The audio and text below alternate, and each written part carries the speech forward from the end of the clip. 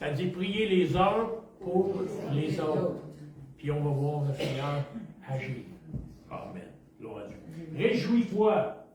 Réjouis-toi, Jésus est vivant. C'est ce qu'on a vu la semaine dernière. On a vu que c'est un regard sur la résurrection et sur notre vie en Jésus-Christ. Il y a un impact. Il y a un impact, frères et sœurs, de la résurrection sur notre vie.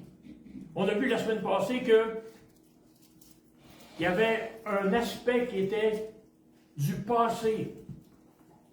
Il y avait une influence qui était du passé, de notre passé. Et ça s'appelait quoi? La justification. À cause de la mort et la résurrection de Jésus, nous avons été justifiés. Et Dieu nous voit à travers le sang immolé de son Fils. Dieu nous voit à travers le sacrifice de Jésus à la croix du Calvaire. Et nous sommes vraiment rencontrés dans tous nos besoins. La parole nous déclare qu'il n'y a plus de condamnation pour celui qui est en Jésus ce matin. Amen. Amen. Nous avons été justifiés.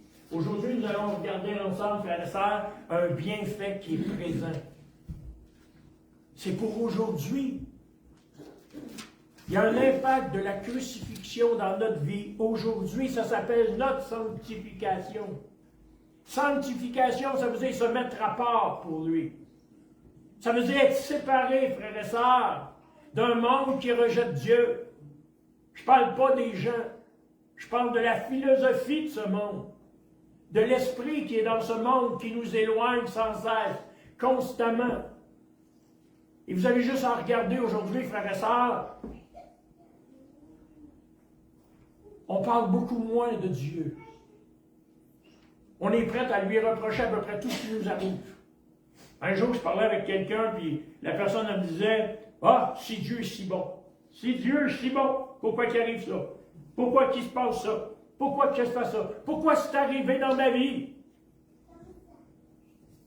On est prêt à le blâmer, frères et sœurs, pour tout ce qui nous arrive.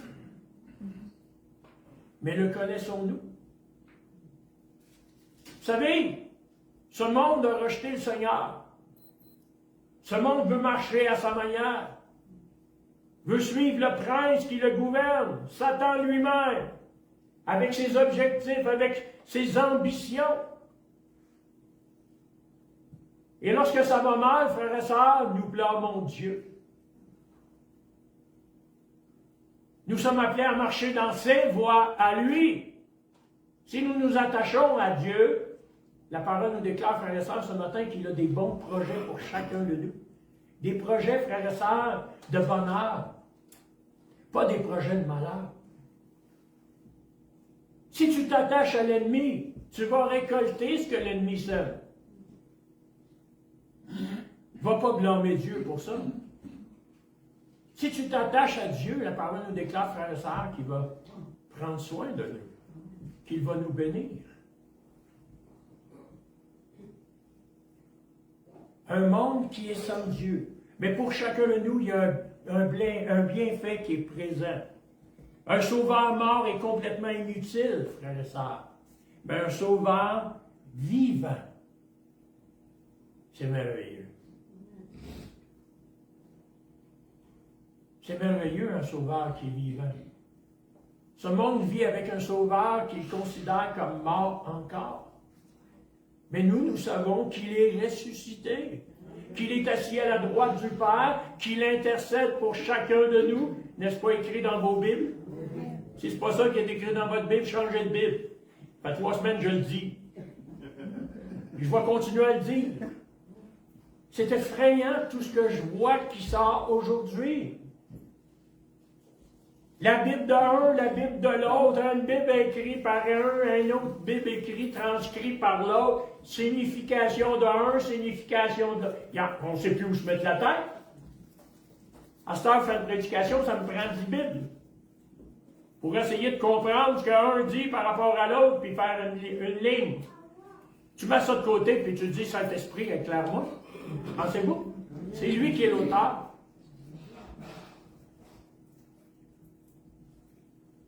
La Bible des hommes, la Bible des femmes, la Bible de ci, la Bible de ça, il y en a tellement. Voulez-vous me dire c'est quoi la différence? Il doit changer des virgules. Moi, la parole, elle me dit qu'il y a une parole, mais pas 25. Ce n'est pas seulement lui qui est ressuscité, mais ça dit que nous le sommes aussi. Que tous les ressuscités disent Amen. Amen. On est supposé de marcher en nouveauté de vie. En lui, nous avons reçu la vie, une vie qui est nouvelle. On voit ça dans Romains 6. Nous sommes ressuscités avec le Seigneur Jésus. Colossiens 3, 1, frères et sœurs.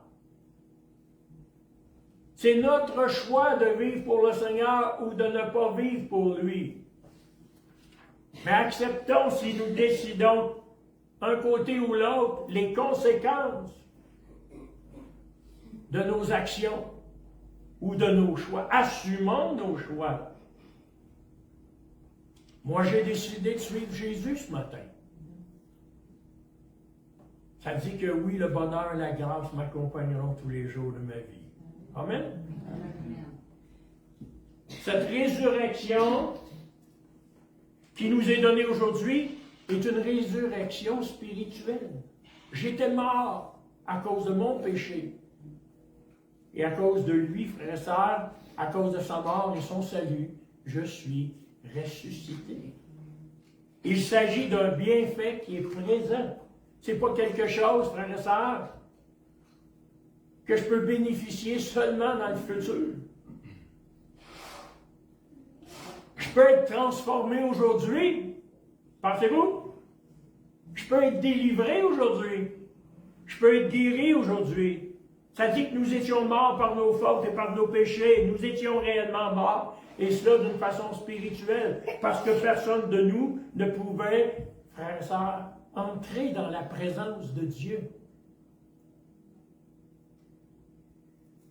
À cause du sacrifice, à cause de la résurrection, à cause du sang versé, frères et sœurs, Dieu nous voit à travers son Fils Jésus, parce que nous l'avons accepté et reçu.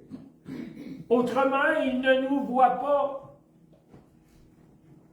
Ça dit que ce qui nous sépare de lui, c'est nos transgressions et nos péchés. Paul va nous dire ensuite, frères et sœurs, que Dieu nous a rendu la vie, et cela avec Jésus, que nous sommes ressuscités avec lui, assis avec lui dans les lieux célestes. Quel beau moment! En anglais, il y a un bon chant qui dit « Sweet hour prayer ». Hein? Merveilleuse heure de prière. Douce heure de prière avec le Seigneur. Ce que nous ne pouvions faire autrefois, nous pouvons avoir accès aujourd'hui même avec le Père Céleste, avec Jésus, avec le Saint-Esprit. Et comme je vous ai déjà dit, j'aime ça penser que quand tu te mets à genoux et que tu commences à louer ton Dieu, puis à chanter, puis à prier que le Seigneur, notre Dieu, dit à toute l'armée céleste, taisez-vous. Mon enfant me parle. Mon enfant, frère et sœur. Il n'est pas un Dieu qui est loin, un Dieu indifférent à ce que nous sommes, au contraire. Mais il aime que nous venions dans sa présence et que nous venons à lui. Cette vie produit en chacun de nous de bons fruits. Est-ce que j'ai des bons fruits? Je ne veux pas que personne réponde. Clignez même pas des yeux. Est-ce que nous portons du bon fruit? Quels sont nos fruits? La parole déclare qu'on reconnaît un arbre à ses fruits, on reconnaît un chrétien aussi à ses fruits. Galates 5, 22, les fruits de l'esprit, frères et sœurs, est-ce qu'ils sont manifestes dans ma vie? Est-ce qu'ils sont là? Est-ce que les autres peuvent bénéficier de cette transformation qui nous a été donnée? Si tu étais colérique, tu es devenu douceur. La Bible nous déclare que Moïse était l'homme le plus doux. Pas dans les 40 premières années de sa vie, en tout cas. Mais il a été formé. Pensez-y, les 40 premières années de la vie de Moïse ont été des années de formation. Il était à la cour de Pharaon, frères et sœurs. Ça ne devait pas être un enfant de cœur.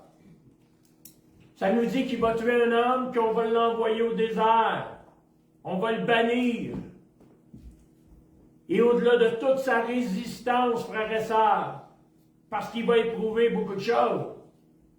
Allez dans le désert pour le fun, vous allez voir. À un moment donné, là, tu tires la langue parce que tu as soif. Puis c'est dur. La nuit, il fait froid. Puis le jour, c'est excessivement chaud. Puis quand son homme va arriver au bout de sa résistance, puis qu'il va dire au Seigneur, regarde, moi j'en peux plus, ça dit que Dieu va relever son homme. Ça nous dit qu'il va rester 40 ans dans les plaines de Madian. Mais là, il va être formé. Formé à l'image de qui? De Dieu. Dieu va en faire un homme capable de conduire et diriger. Puis vous vous souvenez du buisson ardent? Mon Moïse qui va s'astiner avec Dieu, ça se peut-tu qu'on s'astine, nous autres? Moïse va dire, « Ah, je parle pas bien. Ah, je suis pas bon pour faire ci. Ah, je suis pas bon pour faire ça. » Il y a 40 ans, tu étais bon. Tu t'en privais pas. Puis aujourd'hui, parce que Dieu t'appelle à faire une œuvre, là, tu te mets à bégayer un petit peu. Il faut remarquer comment Dieu va être avec. Exaspéré. Il va dire, tu n'iras pas tout seul, mais t'envoyer avec ton frère. Il va parler. Il a essayé de s'en sauver, mais ça n'a pas marché. Des fois, on est comme ça, on s'astine avec Dieu. On s'astine. On argumente. On trouve toutes sortes d'excuses. Frères et sœurs, nous pratiquerons ainsi de bonnes œuvres que Dieu a préparées d'avance. Ce ne sont pas nos œuvres que nous devons accomplir, mais les œuvres que Dieu a préparées d'avance pour chacun de nous. Trop souvent aujourd'hui, je vois des gens qui viennent avec un agenda épais, puis plein de considérations pour ce qu'ils veulent accomplir pour Dieu. Ce que nous devons accomplir ce matin, c'est les œuvres de Dieu.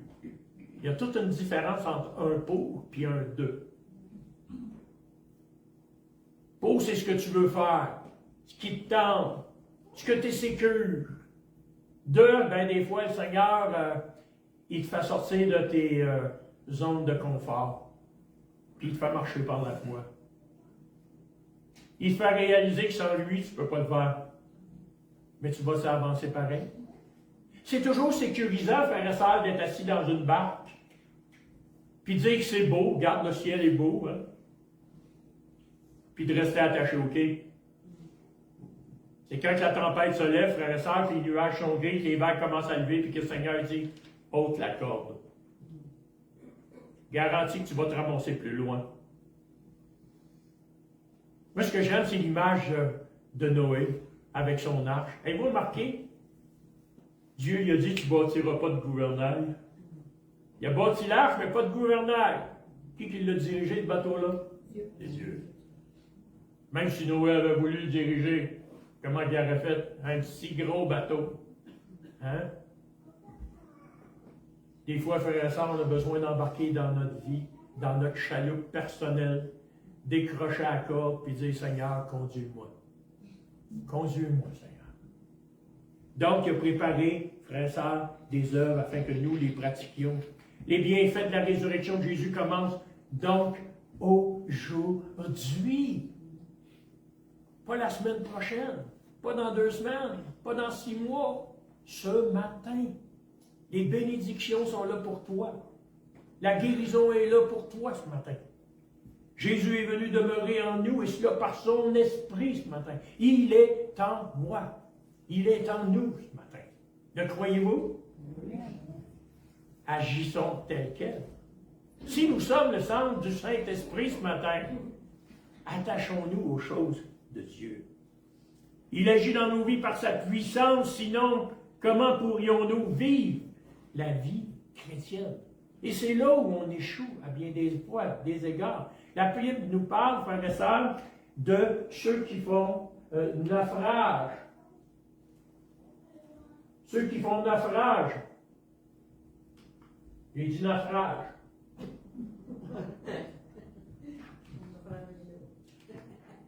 Et là, ils font naufrage en regard de la foi. Pourquoi? Parce qu'ils sont religieux. Nous avons beaucoup de démonstrations de religieux aujourd'hui. Avez-vous remarqué depuis 3 jours, là? Il y en a-tu des démonstrations religieuses?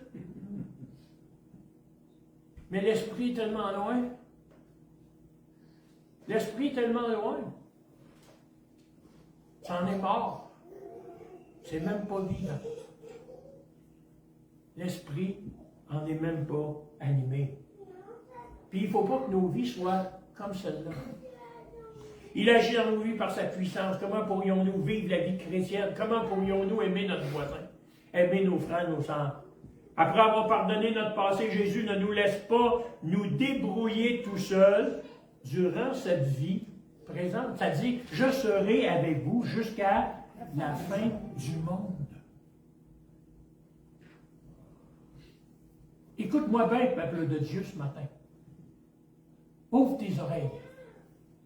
Quand même tout le monde te délaisserait ce matin, tu n'es jamais seul. Ça dit jamais seul avec Jésus sur le chemin du salut. Ça dit sa main tient ma main, il me soutient. Ça vous rappelle-tu un chant, ça? Des bons vieux chants qu'on chantait autrefois et qu'on ne chante plus malheureusement aujourd'hui. On aurait peut-être intérêt à ce que on recommence à les chanter. On pourrait comprendre bien des choses. Il est présent avec nous à chaque instant, chaque moment. Comment pouvons-nous obéir à Dieu? Par nos propres forces. C'est impossible. Et c'est pour cela que Jésus est ressuscité. C'est pour ça que nous sommes animés du Saint-Esprit ce matin. La Bible déclare, frères et sœurs, que le Saint-Esprit est le prolongement. Ça dit qu'il va nous parler de qui? De Jésus. Et il va nous enseigner à être quoi? De meilleurs fidèles. Dans la compréhension et dans la vie que nous vivons aujourd'hui. Il est vivant, il habite en moi par son esprit. Il agit puissamment dans ma vie. Déjà là, frères et sœurs, mon salut est une action, une œuvre de puissance que personne ne peut accomplir. Aucun de vous, ce matin, en donnant sa vie, peut en sauver une autre. Je parle spirituellement. Pour l'éternité. Ça prenait seulement Jésus. Et Jésus seul.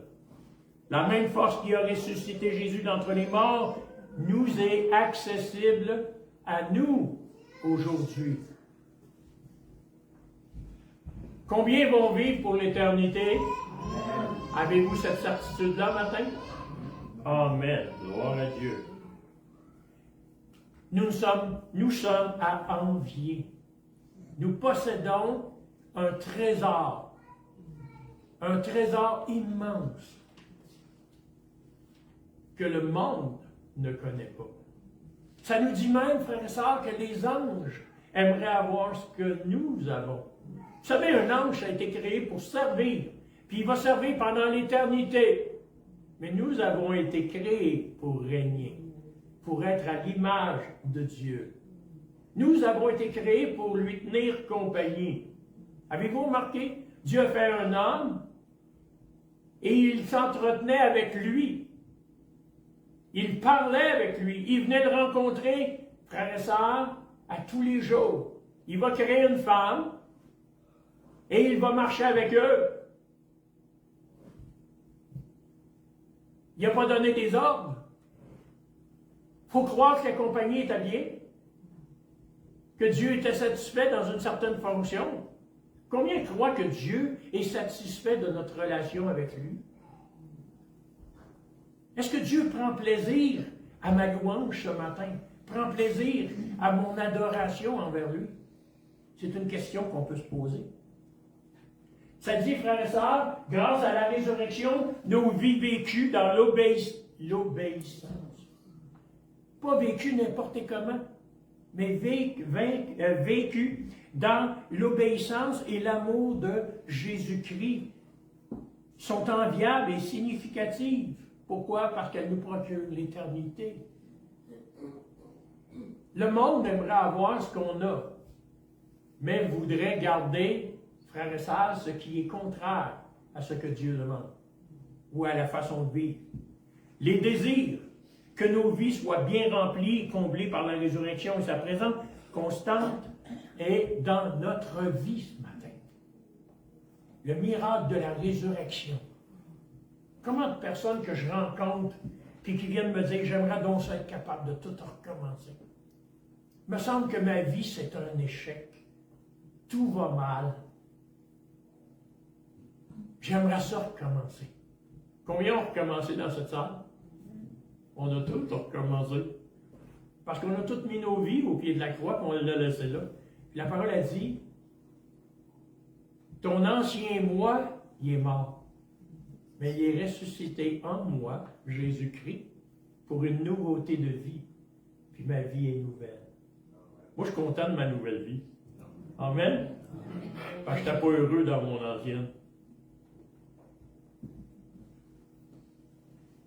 Un bienfait qui est à venir. C'est un bienfait, la résurrection, qui va venir pour notre futur. Combien d'entre vous ont un avenir dans le Seigneur? Pensez-vous? Je ne suis pas destiné à demeurer ici pour l'éternité. Sinon, quel gâchis! C'est pas drôle. Mais je suis destiné à l'éternité avec mon Sauveur. Voir mon Jésus face à face. Pouvez-vous dire ça matin? Mon Jésus. Pas le Jésus d'un autre. Le mien. Mon Jésus. Je rencontre tellement de chrétiens qui parlent du Jésus des autres. Pour une fois, ça sera peut-être bon que tu parles de ton Jésus. La résurrection du Christ, frères et sœurs. En cela, nous avons un gage certain de d'une glorieuse résurrection. Ça dit qu'un jour, je vais être transformé à son image. Je vais avoir un nouveau corps, un corps saint. Puis on va repartir le jardin d'Éden. Pensez-vous? Il y en a, je parlais avec quelqu'un dernièrement, puis j'y donnais de réaliser ça. La parole a dit qu'un jour pour Dieu, c'est 1000 ans. 1000 ans, c'est un jour. OK? On parle d'éternité. La petite fraction de temps entre le fait que Adam et Ève ont été chassés du jardin d'Éden et le retour de Jésus-Christ, c'est un battement de cils pour Dieu. Dieu va restaurer son plan initial qu'il avait prévu et projeté, et il va le faire avec qui? Avec ses enfants, avec chacun de nous. Nous allons vivre cette éternité-là avec lui. Et nous avons cette certitude ce matin. La parole déclare, frères et sœurs, que l'Esprit confirme à mon esprit que je suis enfant de Dieu. Et que comme tel, je suis co-héritier avec qui? Avec Jésus-Christ. Et cela pour l'éternité. On a besoin, frères et sœurs, d'avoir dans nos cœurs une conviction en regard de l'avenir. Une conviction à l'égard de cet avenir qui est donné en Jésus. Ça, de la conviction par rapport au passé, croyez-moi, non. On est convaincus là-dessus. Mais croyons que Jésus va nous donner cette vie-là, frères et sœurs, et que nous allons vivre avec lui pour l'éternité. Là, je ne partirai pas de grands débats à savoir qu'est-ce qu'on va faire. Aux noces de l'agneau, qu'est-ce qu'on va manger?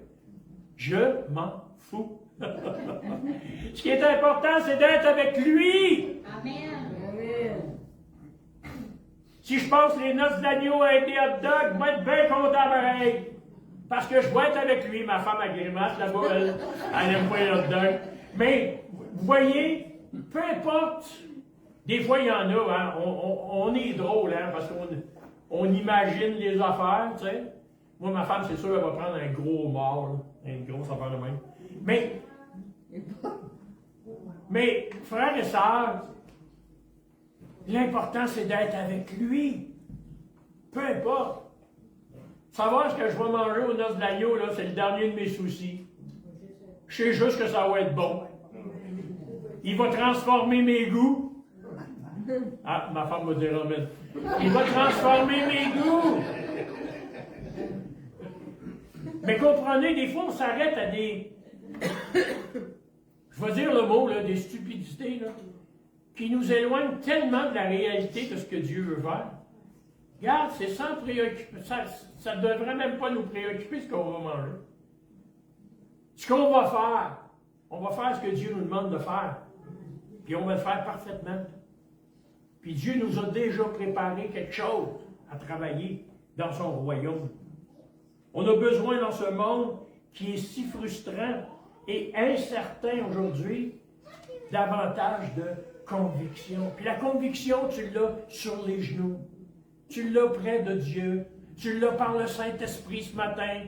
Tu l'as par le Seigneur Jésus, au travers de sa parole. Il n'y a pas d'autre place que tu vas avoir une conviction par rapport à l'éternité, en dehors de ce que Dieu a donné. C'est important, sa parole. Je comprends qu'il y en a qui sont craintifs, qui ne savent pas où se garocher, là, hein? En regard de l'avenir, si tu ne lis pas la parole. Si tu la lis, ta parole, tu vas te rendre compte qu'il y a un avenir, puis que tu es en sécurité entre ses mains.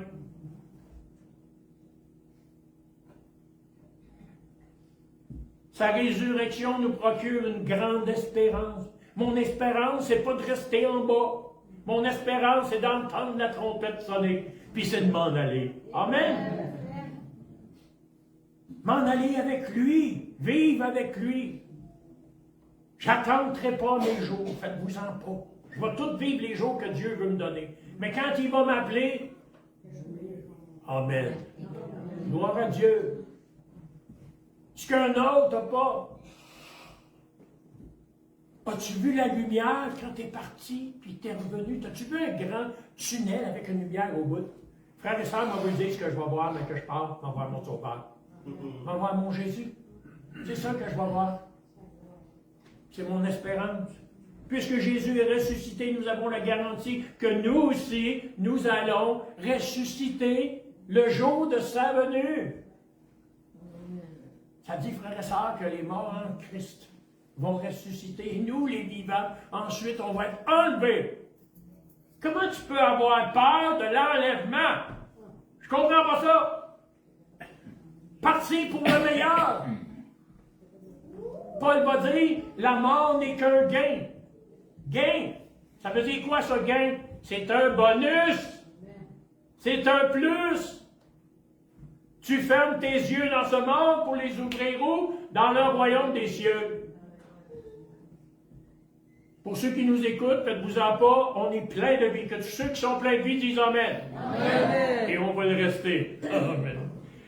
Hein? On va payer nos impôts. Faites-vous-en pas, on n'est pas suicidaire. Mais gloire à Dieu, quel jour merveilleux ce sera quand mon Sauveur reviendra.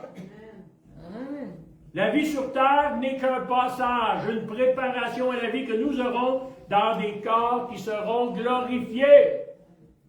Ma façon de vivre, ma façon d'être en ce monde me prépare, frère et sœur, pour une éternité.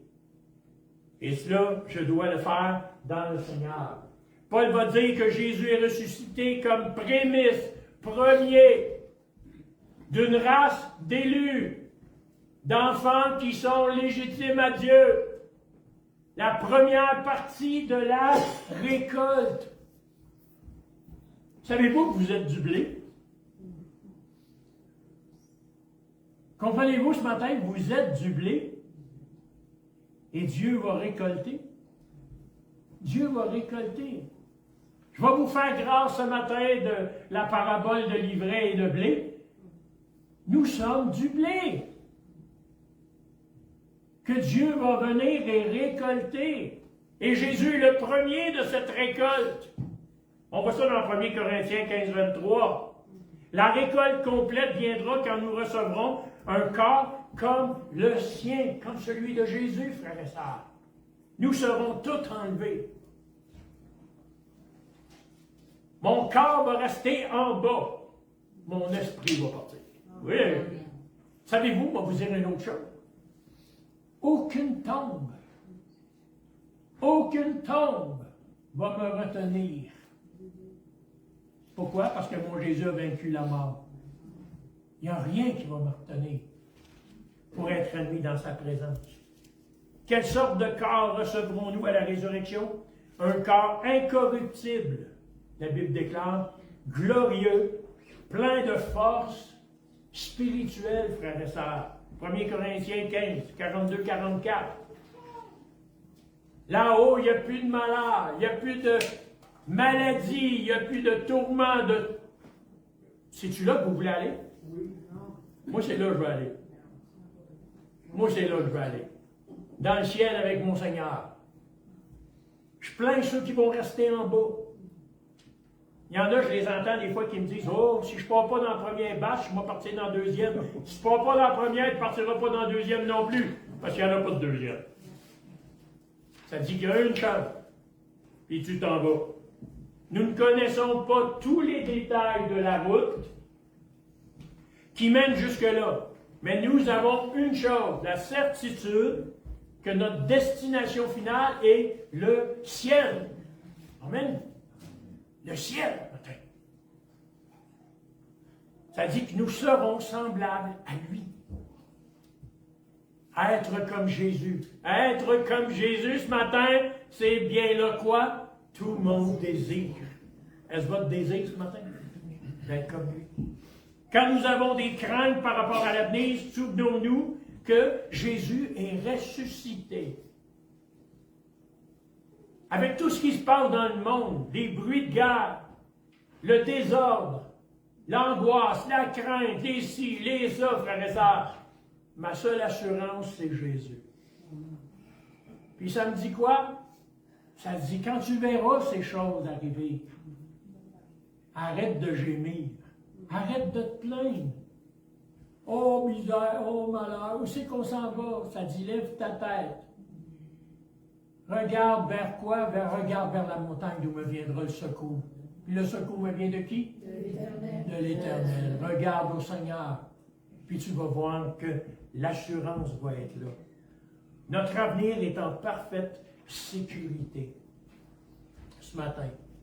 Ça parle de ceux qui se sont endormis, qui sont aussi vivants, qui ont besoin d'être réveillés. Il n'est pas trop tard. Il n'est pas trop tard ce matin, frères et sœurs. Si tu t'es endormi, il est le temps de te réveiller. C'est l'heure du réveil. Je parlais avec quelqu'un cette semaine et qui me disait « Oh, ça nous prend un grand réveil dans la province de Québec. » La seule réponse que j'y ai donnée, c'est « Il faudrait peut-être que l'Église se réveille. » Pour avoir un réveil, frères et sœurs, dans le monde, il faut que l'Église se réveille. Il faut que l'Église soit vivante. Il faut que l'Église manifeste. Il faut que l'Église parle. Il faut que l'Église annonce. Et tous ceux qui sont l'Église ce matin, c'est qui? Nous. C'est facile de dire que l'autre, il faut qu'il se réveille. Commence par te réveiller, tu vas peut-être être contagieux, puis tu vas donner le goût à l'autre d'avoir un réveil dans ta vie. C'est-tu vrai? Amen.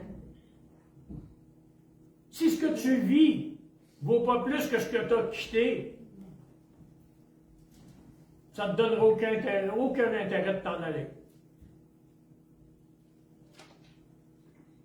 Autrefois, nous vivions d'une manière. Est-ce que nous vivons encore de cette même manière-là? Assaisonné, je m'en allais dire, de spiritualité. Aujourd'hui, on vit bien des fois, frères et sœurs, puis pour se donner une bonne conduite, on s'abrille avec la grande couverture de la spiritualité. On va vous dire une affaire. Abrille-toi avec toutes les couvertures que tu veux. Ça n'enlève pas ton péché. Puis quand le Seigneur va venir, ça ne te définit pas comme enfant de Dieu. Ça dit ceux qui lui obéissent, ceux qui l'aiment, ceux qui marchent pour lui. Parce que Christ est ressuscité, ceux qui sont morts dans la foi ne sont pas abandonnés, mais sont vivants, accomplissant le désir ardent de cette vie éternelle qui est promise. Ça dit qu'ils entreront dans la joie de leur maître. Combien d'entre vous vont entrer dans cette joie-là ce matin? La plus grande nouvelle du monde entier. Dieu et son Fils sont glorifiés en nous lorsque nous sommes entièrement consacrés. Ce qui a été rendu possible par la résurrection de notre Seigneur Jésus-Christ. J'aime le mot, frères et sœurs, consacré. Je ne me consacre pas pour les autres, je me consacre pour moi. Je me consacre au Seigneur pour vivre une vie qui lui est attachée. Si tu vis juste pour vivre pour les autres, tu iras pas loin. Ça reste encore un mot qui s'appelle religieux. L'auteur nous exhorte à louer Jésus, l'agneau qui a été immolé, ressuscité. C'est ça qu'il faut faire. Quand nous parlons de Jésus, nous parlons aussi de nous-mêmes, si nous le suivons, si nous allons, et si nous sommes obéissants. Parce qu'on parle de notre transformation. On fait juste changer, frères et sœurs, le jeu, puis on met le il. Parce que c'est Jésus qui fait le. Mais il fait le en chacun de nous. Et quelqu'un qui me regarde pourrait être capable de dire, certainement cet homme ou cette femme a l'Esprit de Dieu en lui et vit comme le Seigneur Jésus. Les gens qui vous rencontrent, ils disent, ce homme mondou, il vit comme son Père. Il agit comme son Père céleste. On voit certainement Dieu à travers lui. Ils peuvent dire, je ne suis pas d'accord. Mais ils ne peuvent pas dire que tu n'es pas au Seigneur. Parce que certainement, il y a quelque chose. Vous vous souvenez de Nicodème? Oh, maître, maître. Il n'y a pas personne qui peut dire que tu n'es pas de Dieu, parce que nulle personne ne peut faire ce que tu fais si Dieu n'est pas avec lui. Ça veut dire que ça transpire, ça paraît. Un chrétien se doit de paraître. Quand nous parlons de sa résurrection, nous parlons de notre propre vie passée, présente et à venir. C'est ça la résurrection. Et c'est cela qu'elle nous appelle. Donc ce matin, frères et sœurs, réjouissons-nous. Réjouissons-nous car notre vie, notre espérance se trouve en une seule personne. Et cette personne-là, c'est Jésus. Amen. En aucun autre. Votre joie ne doit pas être dans le pasteur ce matin. Elle doit être en Jésus. Bien sûr, nous sommes heureux d'être ensemble. Que tous ceux qui sont heureux d'être là ce matin disent Amen. Amen. Amen. Mais ma joie, c'est dans le Seigneur que je la trouve. Ça dit, frères et sœurs, il est notre unique assurance dans la vie, et cela comme dans la mort. Pourquoi? Parce qu'il n'y a pas personne qui est ressuscité. Puis j'aime cette photo-là. Ça dit que le tombeau est vide. J'aime la colombe qui représente le Saint-Esprit qui a été donné pour chacun de nous. Il est avantageux, Actes des Apôtres, quand le Seigneur va parler, il est avantageux que je quitte. On voit ça juste avant qu'il soit enlevé dans Matthieu. Il est avantageux que je quitte, que je retourne vers mon Père. Mais il dit, je ne vous laisserai pas seul, orphelin, désemparé, abusé, dans la faiblesse. Je vais vous envoyer quoi? Le Saint-Esprit. C'est son ministère, c'est son travail. Dieu est dans les lieux célestes, Jésus est à côté de lui, frères et sœurs. Voyez-vous ça? Amen. Le Saint-Esprit sur la terre. Et il fait son œuvre. Il travaille. Il accomplit. Il fait son œuvre, il accomplit, frères et sœurs. Et bien des fois, je regarde aller la situation dans nos vies. Et combien de fois on met le Saint-Esprit à l'extérieur de nos vies? On n'a aucune considération, bien des égards. Trop souvent. On devrait le consulter pour à peu près tout. Pensez-vous? Il y a la sagesse, la connaissance. Il sait comment diriger. Il sait même quoi dire quand on ne sait plus quoi dire dans nos prières. Puis pourtant, c'est celui qu'on laisse de côté. Et c'est son ministère aujourd'hui. Qu'on puisse vraiment donner libre accès au Saint-Esprit dans nos vies. Puis on va voir des choses merveilleuses arriver.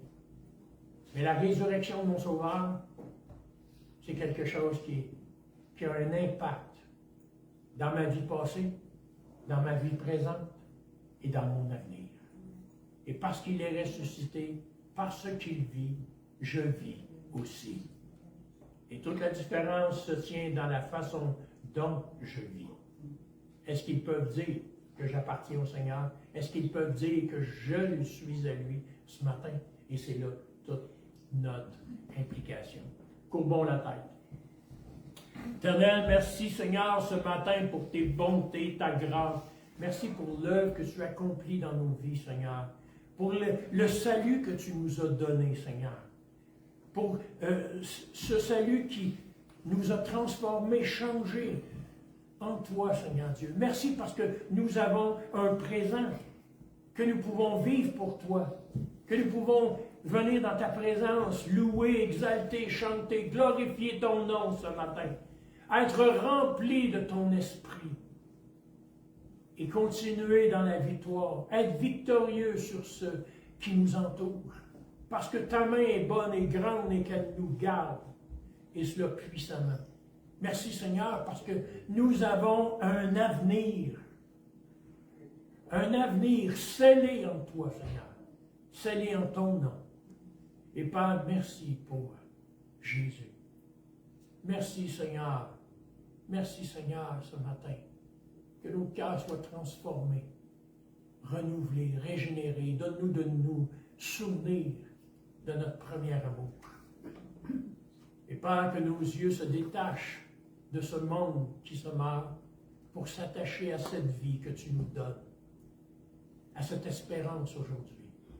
Père, je prie pour ceux qui sont malades dans notre assemblée, que tu puisses poser ta main sur eux, les relever, les guérir. Je prie pour celui qui a des besoins ce matin, relever, que tu puisses, Seigneur, toucher abondamment. Et Père, Seigneur, garde tes enfants, garde ton peuple ce matin, dans cette espérance de ton retour. Viens, Seigneur Jésus, Maranatha ce matin. Viens. Et Père, c'est avec assurance que nous attendons. Éternel, dans le nom de Jésus, je prie, Seigneur, pour ta gloire. Amen. Amen. Que Dieu puisse vous bénir.